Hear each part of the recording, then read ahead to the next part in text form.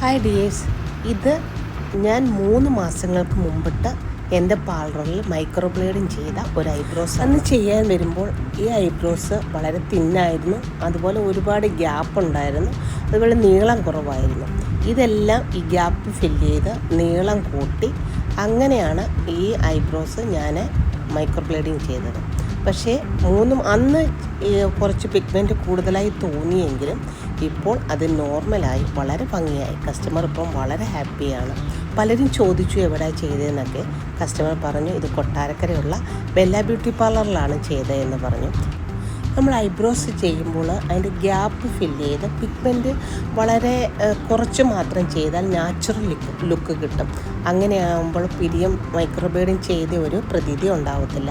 അപ്പോഴും നിങ്ങൾക്ക് ചെയ്യണമെങ്കിൽ എൻ്റെ ഒരിക്കൽ വന്നാൽ മതി. നിങ്ങൾ എൻ്റെ യൂട്യൂബ് സബ്സ്ക്രൈബ് ചെയ്യണം, ലൈക്ക് അടിക്കണം. ഇനി അടുത്ത വീഡിയോയുമായി ഞാൻ